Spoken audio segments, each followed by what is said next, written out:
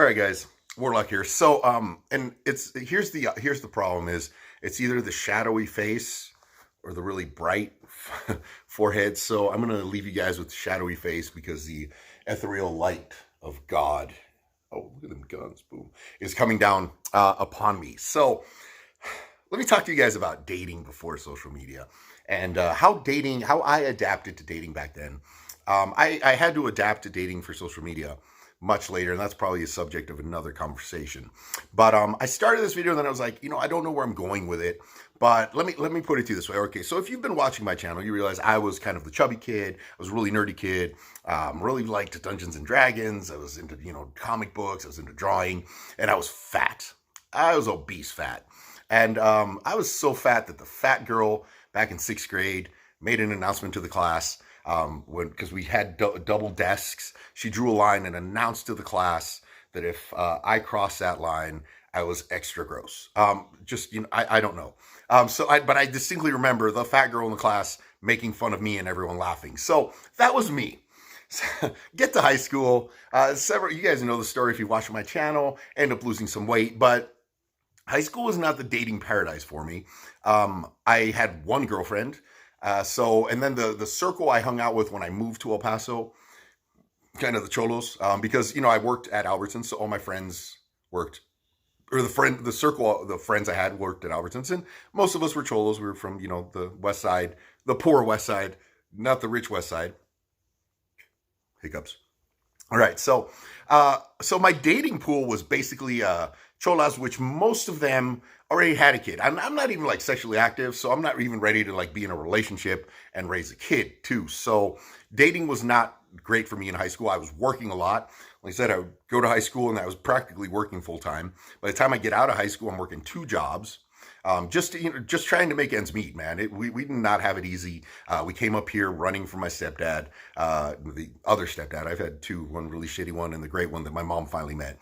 So, just trying to make ends meet, pay the rent, eat, shit like that, man. Like I remember like just waiting at Albertsons for shit to be close to expiration. Asking the manager, "Yo, can you mark this shit down?" And he knew, he was cool. He marked all kinds of shit down for me. Because I needed gains, I needed milk, so I'd wait for the milk to be close to like 3 days expiration. They put it half off and shit. I'm like, look, hey, So like I found my ways, but I had better things to spend my money on than fucking dating. Like I didn't have that money to date, and that was just it. So once I start making some money, I start working at the mall, I start, generating commission sales and shit like that. Cause as shy as I am, I can talk really well. I can present myself really well. And, I'm really good at selling stuff that I believe in, but I'm not very good at selling stuff that I don't believe in. And unfortunately, a lot of the stuff that was commissioned at like GNC and the vitamin shops was bullshit products. So I would have to work 3 times as hard to sell the stuff that wasn't as very high commission, but I believed in it. So I started making money and I started meeting girls at the mall. So I started dating there. That's my dating pool. Because, that's the expanse. You go to work, you come home. That's it. I was going to the gym, but the gym has never been a place for me to pick up girls. I tried hitting on a girl once at the gym in 1996. It was at the YMCA. I was working out at the YMCA, but I've never hit on a girl at the gym. It's not the place for me to do that. It just feels awkward. I just don't. Let's just say I don't. All right. So, again, it was weird because like I initially I went on a date with a girl and then, I thought it went well, but then, my friend, she's like, well, she said you looked at her too much. Like I looked at her. Yeah, you made eye contact too much and it made her just feel nervous. So like, she just didn't like it. I was like, man, I spent like some money on that. I'm not rolling in cash. I took you out to eat in a fucking movie. And then, we like, and because I looked you in the eyes too much. So just like, dating's fucked up. So anyway, you were limited. It's not like you have the choices now where you can reach out across America even. It's just you're limited to who you interact with or people that can, kind of present you with someone. This looks kind of blurry for a reason. All right. So from there, I start hanging out at a club in front because I start running a vitamin store. So there's a club like right in front of it. Start managing that place. And the club is like 5 clubs in one. So I start hanging out there because it's right in front of me. I get out of work and I could go there and my friends, would meet me there. I knew the manager. I'd hook him up with deals. So I'd get in there for, free, get my friends in there for free. So it worked out great. And the one thing I started realizing is I'm not good with cold approaches. I don't like it. There's too much pressure with cold approaches to keep them entertained. And that's kind of the attitude I realized a lot of girls had was like, entertain us. He's not. And there's always like, if you approach a group of girls, there's always like that one fucked up friend who's just like a jerk to you. Like, whoa, who hurt you? Like, chill. Like, who hurt you? But it was not for me. So we would go to the club. I'd hang out there. My friends would go do their thing because they were good with cold approach or whatever. And I would just be somewhere in the club, just kind of standing there with my drink.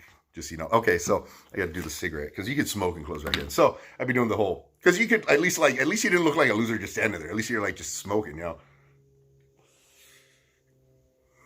doing the whole fucking. So anyway, so I would, go up to the beer tub girls to get my beers. And I realized that, sometimes they watched you. They would watch me. And one thing that I had going for me is they would watch me and they realize, hey man, this guy's not a player. He's not out here trying to get any tail.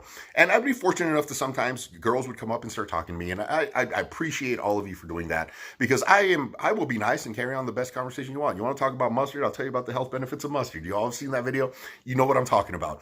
I am not under the assumption that you're talking to me because you want something or I'm supposed to like ask you out. I've never been under that assumption because that's not the assumption that I have when I talk to people. Sometimes, the majority of the time, when I talk to people, it's because of something else. It's not because I'm trying to get in their pants. So I function under different functionality than I guess the regular general population is supposed to. So anyway, they would see that. And it was very easy for me to go up and to these very attractive women, because that's what beer tub girls usually are. Very attractive women. And, hey, ask for that. And then, conversation would spark after a while because they see you as a regular. You're not that creep. You're not that guy who's, and I started dating, like the beer tub girl. And then from there, she told the other, I got like confirmation from the other beer tub girls. Or, I had a pretty friend that, I would hang out with. And if I was with her, automatically your value went up. Like that's just, so if you have social media now and there's a pretty girl always commenting on your shit, like it raises your social value. So just hanging out with her raised my social value. Now, whether or not she had interest in me is beyond fucking me, because I thought we were friends. Like, I really did. Most people were like, dude, like, she wanted you. I don't know. I don't, because we were friends. She was my friend. We hung out. We'd have fun together. She never said she liked me. I thought we were friends. I never pushed past that point. But it was cool because, like, if she hung out with me, she was a pretty girl, and other girls were attracted to me. So I realized, hey, man, beer tub girls, I can talk to them. And they watch. And then, I wasn't dating that one, but, the other one started showing interest. And then I went to eat at Hooters. There weren't Twin Peaks here yet. Went to eat at Hooters, and one of the ex-beer tub girls worked there. So she's like, hey, man. So all of a sudden, the waitress is talking to me at beer tub because I got confirmation. It's, again, that social value. I got confirmation from a pretty girl that I was a cool dude. So that worked. And then I started dating a girl from Hooters. And then, they worked in a small circle. So, like, eventually, you're just like, because here's the thing, straight up, you all know, and I am friends with all my exes. Every single one of my exes except my last ex-wife. I am even friends with my ex's husbands and friends with my ex's boyfriends. Like, I am a nice dude. Like, I don't put up with shit. I'll call you on your bullshit. There's a lot of people that don't like me, don't get me wrong. But when it comes to actual relationships and people, I am like a nice guy. Sincerely, I am what I present. I'm not bullshitting. Now, all right, so getting back on point, because I was going to get off point. All right, getting back on point. So my friend Victor starts hanging out, starts just inviting me to these gentlemen's clubs. We'll say gentlemen's clubs. So we start hanging out at gentlemen's clubs. I stopped working at that vitamin store, so I was already working in law enforcement. Again, very broke, but I started going to gentlemen's clubs with him because, hey man, it's cheap, it's easy money. We could go sometimes early. I'd get off of work at 3. He's like, hey man, meet me here at 5. We'd show up, you can, it's BYOB, take your own stuff, you pay at the door. If I'm hanging out with my friends, the opposite of what would happen in the club would happen there. They wouldn't disperse because they're not about to go spend $20 a dance out in the corner. We're all hanging out, being friends. So I'm like, hey man, I can keep my friends together because I don't fucking lose my friends. And here's the other thing, like, I'm not the best dancer. So like when we were at clubs, like straight up, like if a girl's like, hey, you want to dance? I'm like, I do, but you're just gonna not want me to step all over your feet. But anyway, so I realized this, and I realized, oh my God, because the girls are coming up and talking to me. They're like, hey, do you want to dance? I'm like, no, thank you. I appreciate it. But eventually they start realizing, hey, you're there. Okay. He's not a creep. That's the key thing. You're not a creep. And eventually one will start talking to you. And eventually I started dating one of them. And, you know, it was cool. She was a cool chick. We had a great time.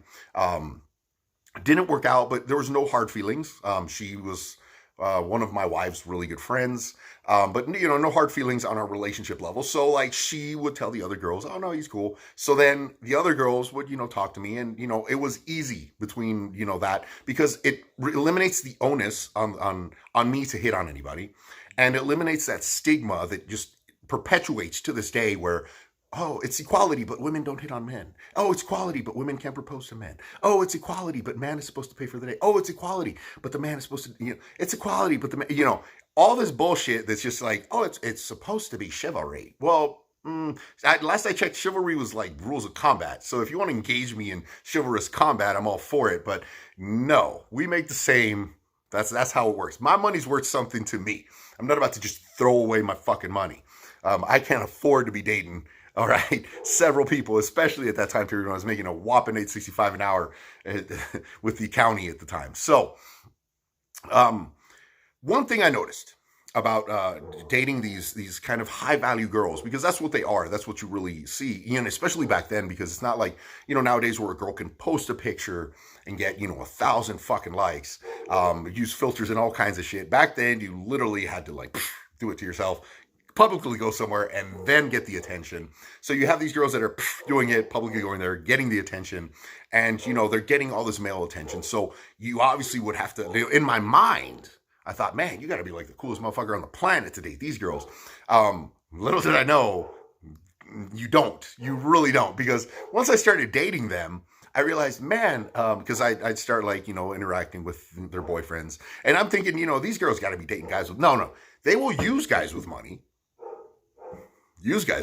Like I told you guys, that poor fucking finance guy. They will use guys with money all the fucking time. Like good guys, like good dude. Like I'd meet the guys that were using. I'm like, you're a good dude. Do you need a boyfriend? Like straight up. Like if I was gay, I would date you, bro. You are a king. You really are. But no, I would meet their boyfriends and I'm like, fuck, this guy, this is the man.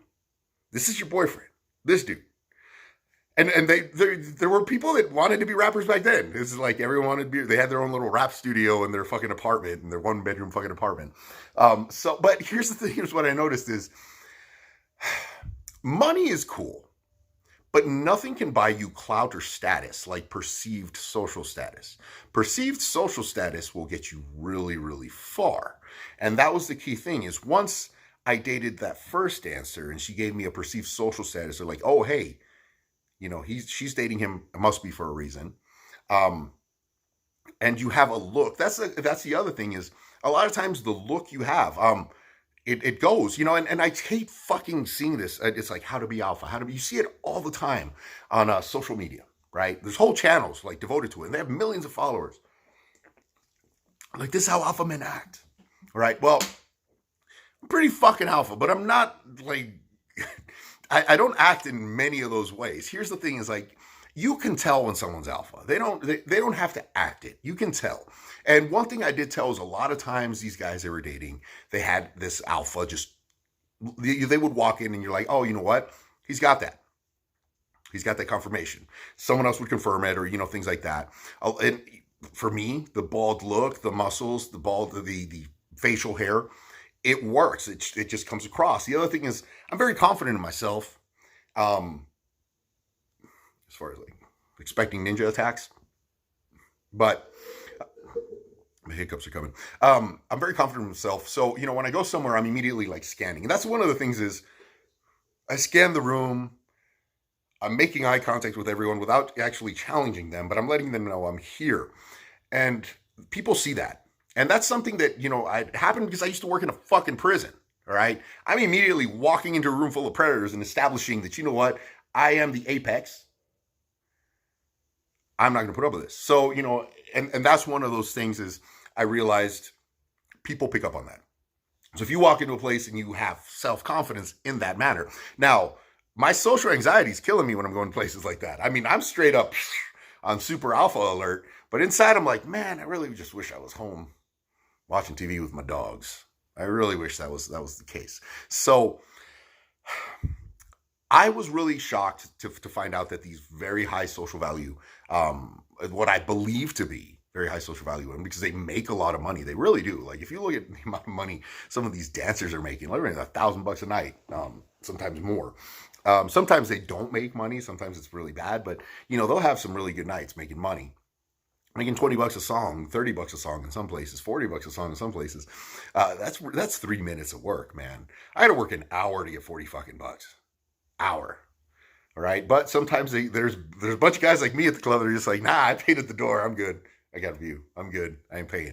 So I realized really quickly that even though they were getting all this attention and they were getting all this attention from guys and guys with money, the biggest factor was actually just that perceived social status. Obviously, once you get to know me, you're just kind of like, man, this guy's kind of a nerd. But I'm like the king of the West Side. If there was a gang and it was the West Side nerds, I'd be the king of the West Side nerds. So I was kind of just, I was in awe initially about it. And then I realized, hey man, this is for me. This works for me. Let me ride this wave. And I did for a while because it just was easy. I don't like rejection. I mean, ever since Allison Levy laughed at me in 11th, 10th grade, rejection doesn't work for me. So, and I found a way that worked for me in that I could just kind of be there. And then it helped because, you know what? I became friends with the bouncers. I became friends with the DJs. My friend opened up his own club. That helped wonders. So, sorry, I'm going to smoke because my hiccups are killing me. So it worked for me. But it worked for me in a day and age before social media. Because you couldn't portray, you are what you were, all right? Sometimes people could validate you for something completely different. Like people, you could validate, it just worked. Like you say hi to a dude and he was somebody, but you're just being polite, but he thought you were somebody. And then if someone sees that, you're automatically validated by the other people there. And it worked. But I have to tell you, this is, you can't think that someone's out of your reach. And like sometimes there would be dancers where I'm like, just, you know what, I ain't even gonna try because you're gonna be expensive. Like, there's the really cool ones that are down to earth and they realize, hey man, you get company. You want to talk to me, I'll get you great conversation, company. I can tell you all kinds of shit that just, facts about history or the world or science, you name it. I'm knowledgeable. I can just spoil you with that. Or there are girls that are straight up about the money, and that shit ain't about me. I would see them and I'm like, fuck no, I ain't talking to you. They come over and talk to me. I'm like, nah, man, you're expensive. You are out of my pocketbook range, and I am not a rapper in my apartment to give you hopes that one day you're gonna be my queen. And that was one of the key things I noticed. A lot of them were supporting these dudes. A lot of these very pretty girls were supporting these guys, thinking these guys were gonna make it someday. Which I imagine is still the same. I hear the SoundCloud rapper memes and jokes all the time, which I imagine is very close to it. So it was a different time, and I'm glad I grew up in that time because one of the key things is you actually had to do investigative work about people. Like if you wanted to know about someone, you had to ask. You couldn't just creep their page and find out everything about them. But it was hard. It was hard because phones. That was one of the last people to ever get a cell phone. I fought it, but it was difficult because you actually had to make phone calls. You had to be on the spot, but to me, once I had already broken the ice and, I was comfortable because they were in my zone. They were coming in, approaching me and talking to me. I didn't feel that anxiety to keep them entertained. And if I didn't keep them entertained, they left. I didn't care. I didn't approach them. There's no rejection. See, it worked great for me. So, it was a good era. It probably still the same thing. I don't know. I haven't been clubbing in years. But I imagine it probably worked just the same now. Except here's the thing is, those girls now get twice the attention. They get the attention, the physical attention, the direct attention at work. And then they get it on social media. So I don't know what kind of just, monsters that creates. because there are somewhat, to keep it real, there are some real, there are some good girls out there, but it's difficult to filter them through all the bullshit that is social media. And that was one of the things. Like, you break up with a dancer, you're like, it's over, because she's gonna go to work, she's gonna be like, oh, my boyfriend just broke up, and there's like 800 guys hitting on her. Well, nowadays with social media, you break up with your girl, she's like, I'm single now. She'll just post it, like that one girl, I'm single now, boom, 185 likes in an hour. And you're sitting there, you post something like that, and your three friends are like, dude, dude, dude, your friends will make fun of you. There's always Skyrim. some other mod to put on Skyrim to go ahead and play the game again. So anyway, that is my story on my dating life prior to social media. Of course, I had to change it when I got divorced in 2015 to adapt to that, and it was different. It is different. It is completely different. Social media is really it's cool in a way, in that you're able to get access to all kinds of things and get all kinds of information. I'm able to make my channel, but it's very difficult in that it just plays into a lot of things. Like, I'll be honest with you, like, they may have talked about their exes, but you never knew who the fuck their exes were. It didn't matter. But like, now you're like, you dated that loser, like that guy is your ex. Like seriously. So social media is kind of one of those things where it's there, and people sometimes post stuff they shouldn't post. I don't know, but that is my 20-some minutes of dating pre social media. Did I date girls outside of the clubs? Yes.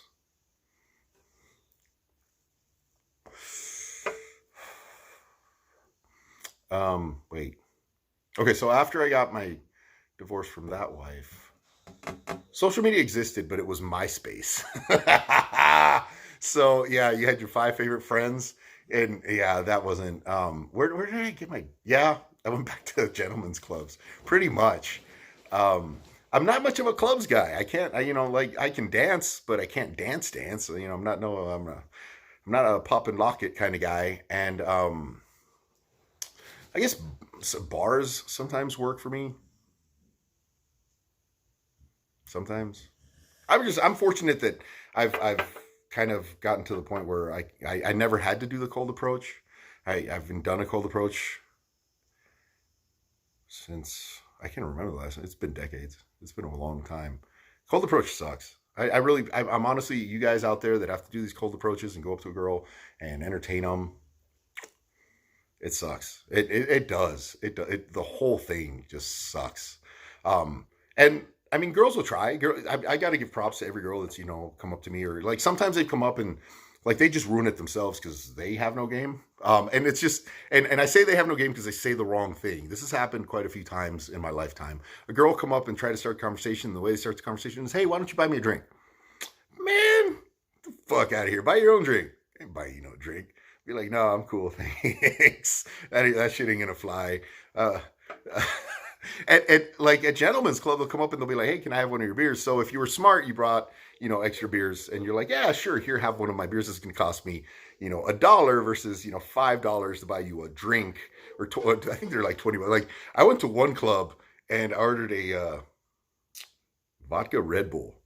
Me and my friend ordered vodka Red Bull, and I handed her a 20, and she's standing there, and I'm like, keep the change. She's like, no, it's like I owed her another 20. So yeah, that's fucking crazy. That's just ridiculous. And then you got your own bills to pay and shit. So I'm about my money. I'm comfortable, and thankfully, because I was that way, I'm in my 40s. House is paid off. Cars are paid off. I drive an H1 Hummer that I fucking just looked up. Those things will run you about $100 grand, all right? And mine's fucking set up like a motherfucker. So, being cheap and not dating and not finding what worked for me worked great for me. So you have to find what works for you, man. And in this day and age, it's rough. I feel for every one of you youngsters. You do have it easier in a way because you can reach out. There's a larger audience you can reach out to, but there's also that larger amount of competition you're dealing with. I mean, men are dogs. Like, I'm not over here. I'm not a man defender in the slightest. Men are dogs. Men are straight up just, the worst of the worst. And you're in a position where you have to compete with, you know, the amount of just bullshit lying men out there, and try to be the good guy you are at the level. But you just, it's hard, it's difficult. So that's my story. I'm at 25 minutes. I'll end it there. Good luck, guys. I'm with you. You might find her really cool. I found the girl. She ain't leaving. I'm putting it that way. She ain't leaving. And I know she watching my. You ain't leaving. You ain't leaving. I got you. That's it. We're good. That's it. You're stuck till death do you part. All right, guys. Y'all have a great night. I'm out.